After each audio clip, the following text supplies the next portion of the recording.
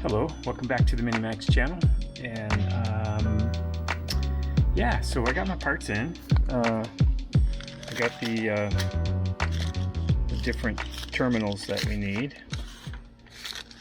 and the 1/4 inch for 12 gauge for the ground wire, and then we got the for 3/16 for 20 gauge wire. And then I got my EGT probes and my CHT probes, and I know Scott said for an engine that's out in the open like this, it's really not necessary. I've got the instrument that supports both of them, so so I decided I'm gonna go ahead and install both of them and monitor them. I mean, it can't hurt anything. It's a little extra weight. But I wouldn't say it's a lot, but I know a lot adds up. But anyway, it'll be nice to keep track of those and monitor them. So yeah, so I'm gonna get some things set up, and we'll get some more wiring done. All right, so the first wire we're gonna do is the one that goes to the from the switch for the secondary ignition. So I'm gonna get that stripped here.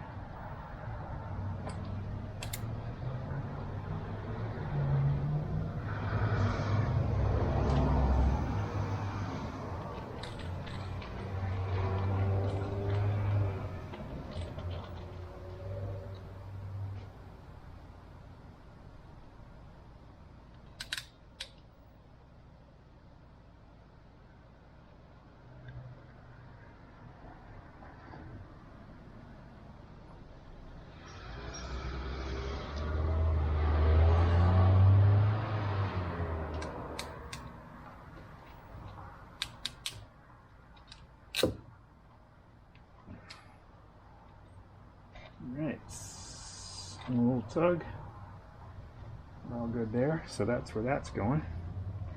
And then on the same post, we have the red wire from here. It's going to connect there as well.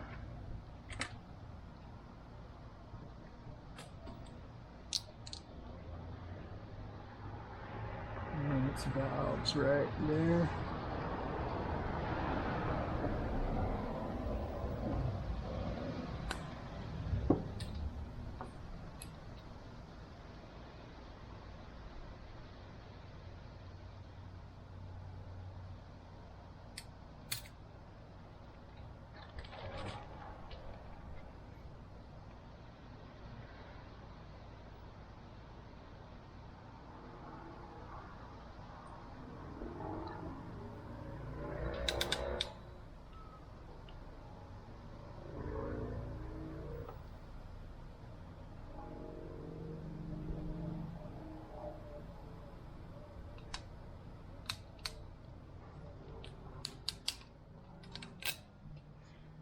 And again, I'm just making sure I can see, a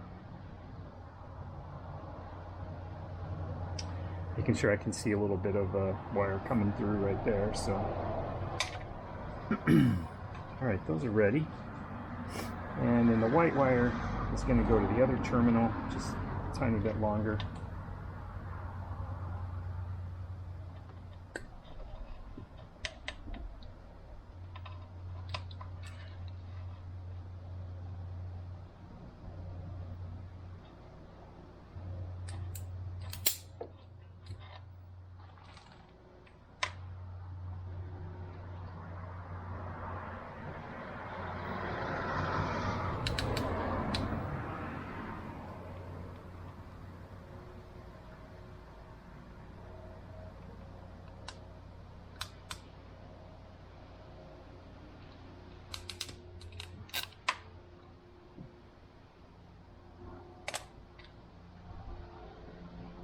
Okay,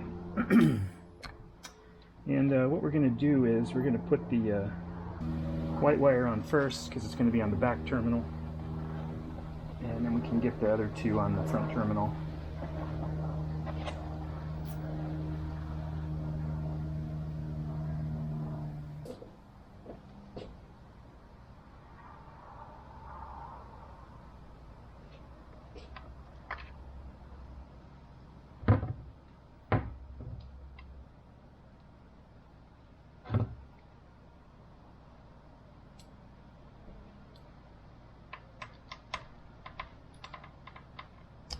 And we're going to come out the side over here.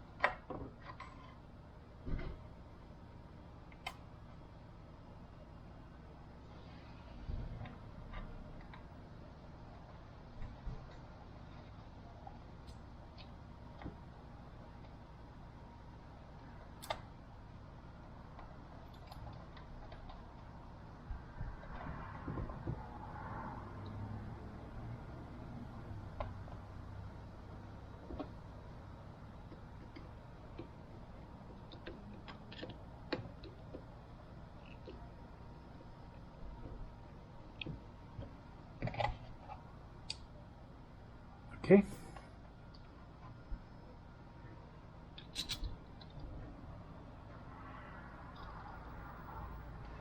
Now we're ready to put this guy back on.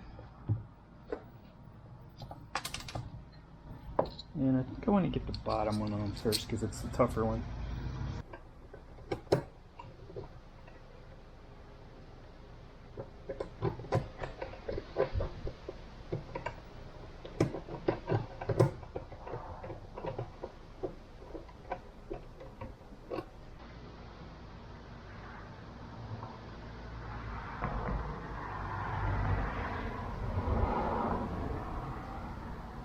Alright, so we got that connected. The two red wires are connected together. This one comes from the switch. This is the red wire from the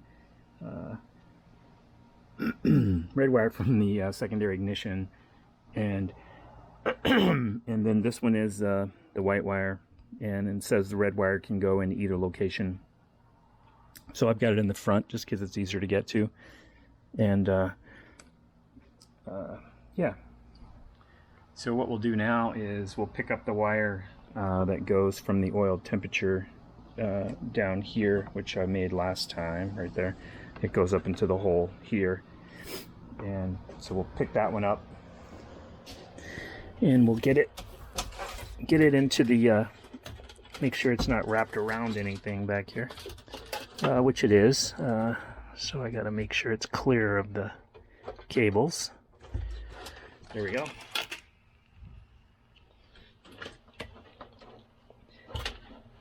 And nothing in the way, and so it's going to go in the hole here, and we'll pick that one up. Get that one next, and once I get all these, I don't know if you can see that in here, but once I get them all situated, they'll be tied up to the top here. I've got a spot right here where those will be tied up.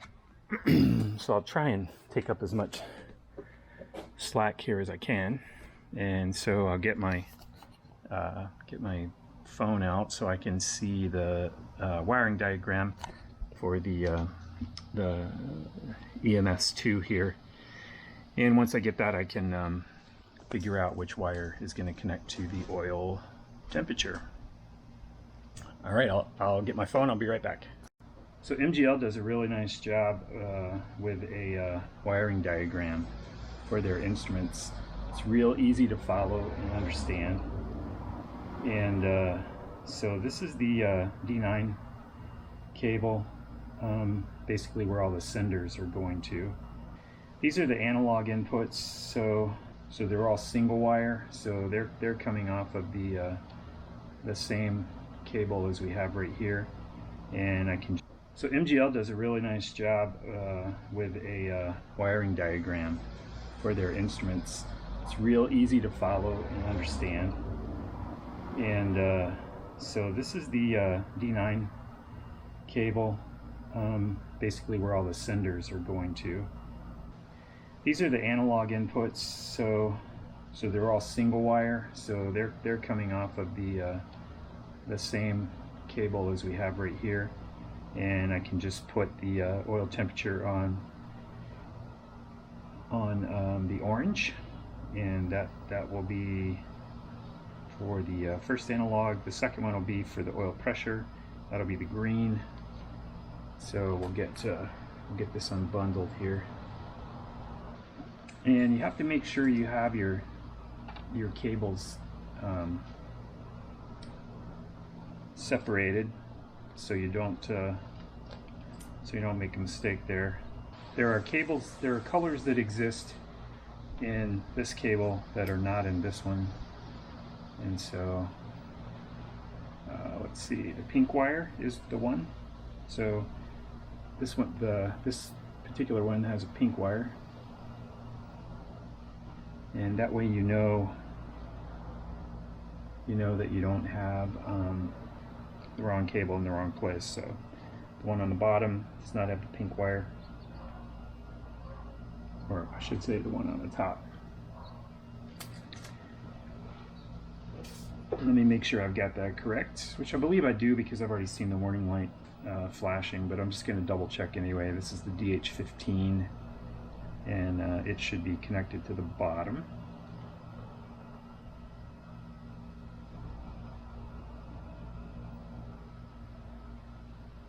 Sorry about all this talking. I'm just kind of talking my way through some of this. So yeah, there's a diagram here that shows you the DH15 cable is on the bottom, which is where I have it, the one with the pink wire. So I know the other cable goes to the top. But out of the DH15, the orange wire is the one we want, because that's our it can be either the pressure or the temperature. I'm going to just do the temperature first. So that's going to be this guy right here. So we'll just pull him out. We're going to shorten him up.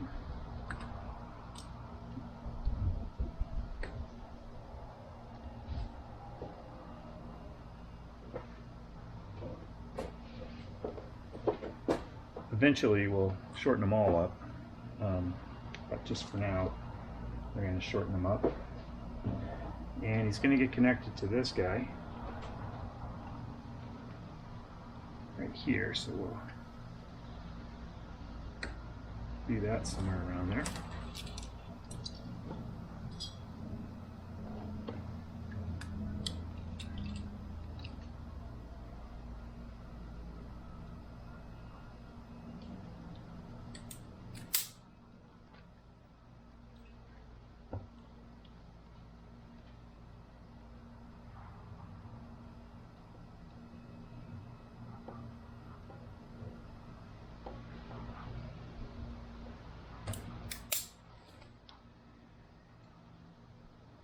And then we'll get those two connected with the solder here. Get this guy turned on. Alright, so I'm happy with that. Takes care of that one.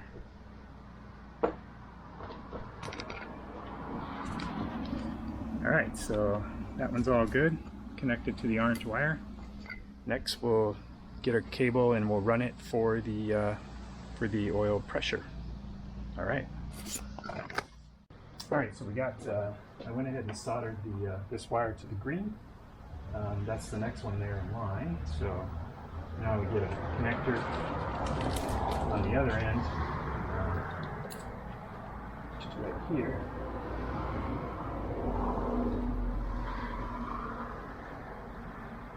That strips.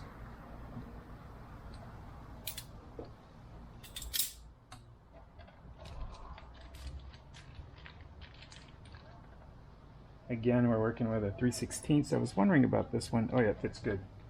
That was metric, so I wasn't completely sure it was going to be good, but it is good. So, all right.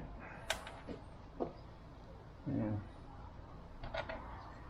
that'll just come over the top here.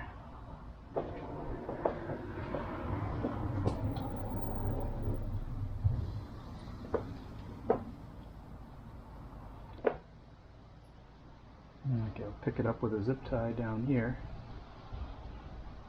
That'll be good.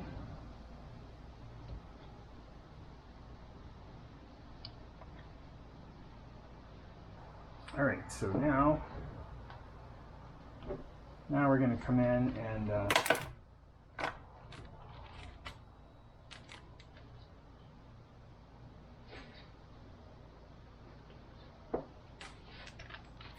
we're going to pick up the cable that goes to the P lead right here on the magneto.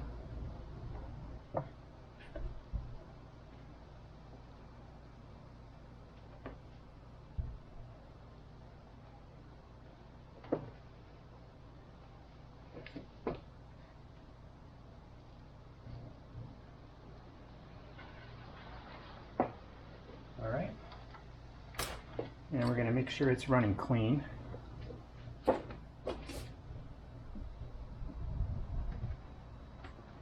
And it is. You want to be able to reach this same bundle of wires so it can get wired in with that. So we'll cut this one off about here. And it'll just loop back a little. I'll be able to capture it with all these other wires. Let's get this guy out of the way. Alright, and this is another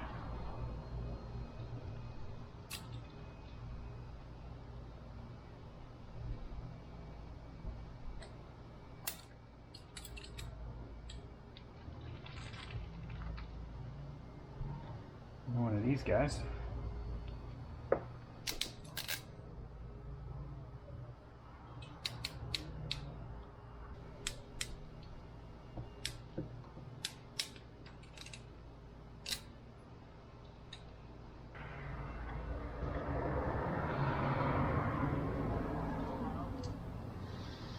All right, put that guy on there. All right, so we got oil pressure connected. We've got the oil temperature down there connected, which I still need to tighten. We have the P lead on the magneto connected. We have secondary ignition connected, and all of that goes back to the panel. And so now the next thing to do is we got to jump to. Now we'll jump to our CHT and EGT, and those will get soldered into this cable, this other cable that comes off of the top of the instrument. So let me get those, and we'll get them run, and then once we get them run in place, then we'll be able to feed them through one at a time and get them soldered in place. So left cylinder is going to be number 1, right cylinder is going to be number 2, and we'll go from there. All right, let me grab those. All right, so the CHTs come with these little copper rings that go underneath the spark plug, and you just have to bend it a little bit, and then I'm just getting it down just a little ways so I can get the connector on that once I get the spark plug tight. Type 1 engines take 14 foot-pounds of torque on the spark plug, although I understand had a 67 back in the 80s, and it's just not possible to get a torque wrench in there, so those you just tighten to snug, and probably you could do the same here, but since I know the torque value and it's right out here in the open, why not do it? We've got to do a little math, because 14, to get to inch pounds, which is what my torque wrench is, you have to multiply by 12. Wow, that's quite a horn. 14 times 12. So it's 168 inch pounds. So I'll get my torque wrench set here for that. There's 160. Yep, that's 160, 4, 5, 6, 7, 168. And we lock it up.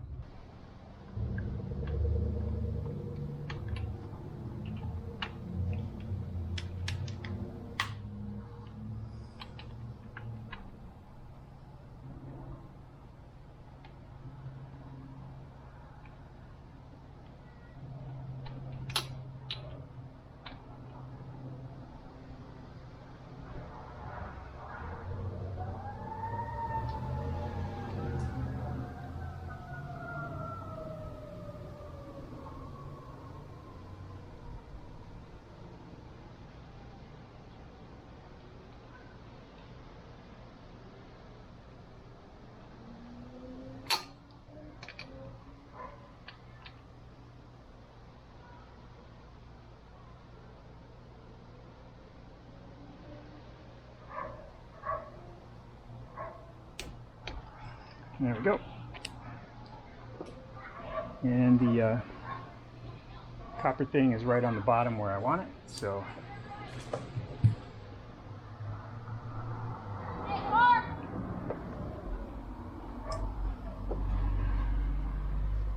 alright, and I just noticed that the lead isn't quite long enough to reach all the way to the instrument panel, so we're going to have to add some on it there. Bend this up just a touch more. There we go.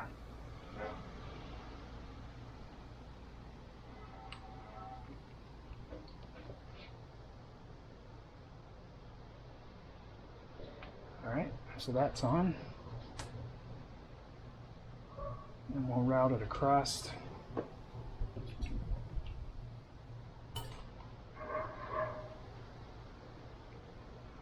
And we'll go into our hole there. And we'll need about a foot or so of additional wire. So we'll have to solder some of that in place.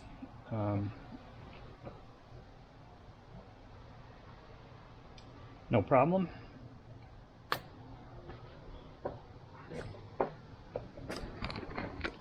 So that's what this ends up looking like right there. And we'll get connected to this cable, work our way across the engine here. And we'll use this tube more than likely right here as it passes to stand this off a little bit so it's just not laying in behind here. So, but we can attach nicely to the cable, to the spark plug wire. So let me get some wire and get that soldered on, and some heat shrink on there, and then we'll be able to extend that on inside, and then it'll hook to that plug that actually goes to the top of the instrument. So, all right, I'll get that set up. I'll be right back. All right, so I have lost my light, as you can see. So trying to work by light over here. It's just not working out, and I'm having a little bit of a problem. I'm not sure what kind of connection to make to this CHT probe, because I can't get solder.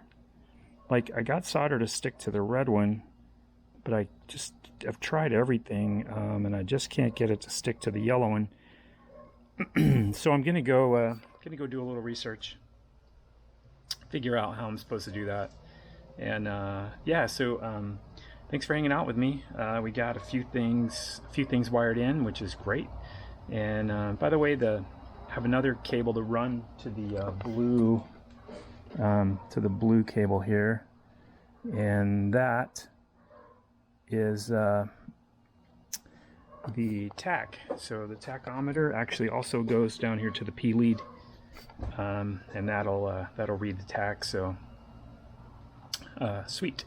Thanks for hanging out, and hey, I will catch you later.